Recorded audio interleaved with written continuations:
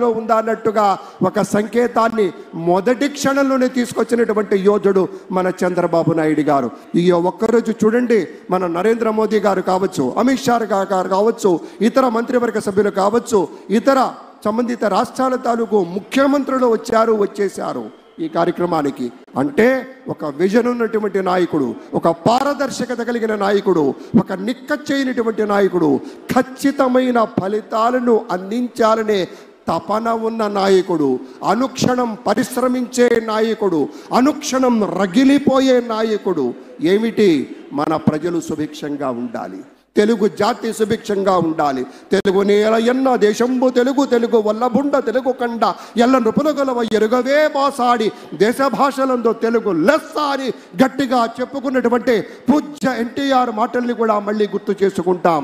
ఆ భావనతోనే, ఆ స్ఫూర్తితోనే అద్భుతమైనటువంటి రీతిలో మనమంతా జయచేతన జనకేతన జయచేతనంగా తరలి వచ్చినటువంటి సందర్భంలో మనమంతా ఇక్కడ ప్రత్యేకంగా ఆశీనులై ఉన్నాం.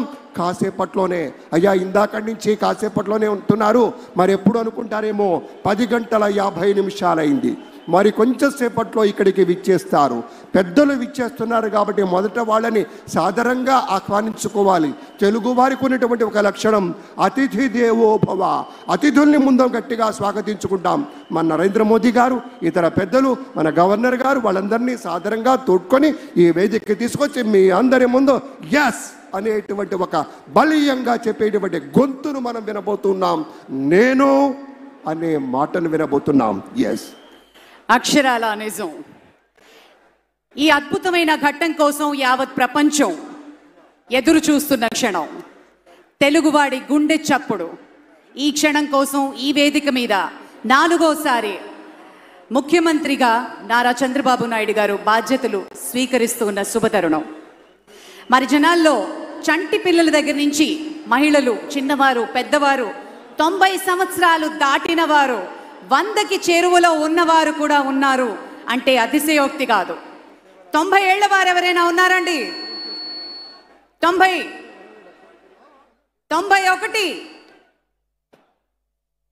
ఇవాళ చౌదరి ఒక్కొక్క మాట, ఇంతమంది నాయకులు మన మధ్య ఉన్నారే, ఇంతమంది పెద్దలు మనందరి మధ్యకి వచ్చారే, ఈ 2 కళ్ళు చాలటం లేదే, ఎవరిని చూడాలి, ఎలా చూపు నిలపాలి, ఎలా గెలవాలి అని గెలిచినటువంటి వీరుల్ని చూస్తున్నప్పుడు ఇక్కడ వేదిక మీద మనం గమనించినట్టయితే మన బాలయ్య బాబు గారు విచ్చేశారు. మన బాలయ్య బాబుకి ఒక్కసారి గట్టిగా మీ స్వాగతం మీ కరతాళ ధ్వనులతో చెప్పాలి.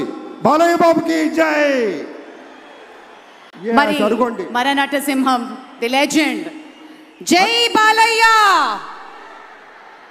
అలాగే మరొక మాట, ఎవరో తెలియంది కాదు, అడ్రస్ చెప్పుకోవాల్సిన అవసరం లేదు, కానీ ఒక మాట మనవి చేసుకుంటే తెలుగుదేశం పార్టీ వ్యవస్థాపకులైనటువంటి శ్రీ నందమూరి తారక రామారావు గారి ప్రియపుత్రుల్లో ఒకరైనటువంటి మన బాలయ్య బాబు, వారి నుంచి సంక్రమించినటువంటి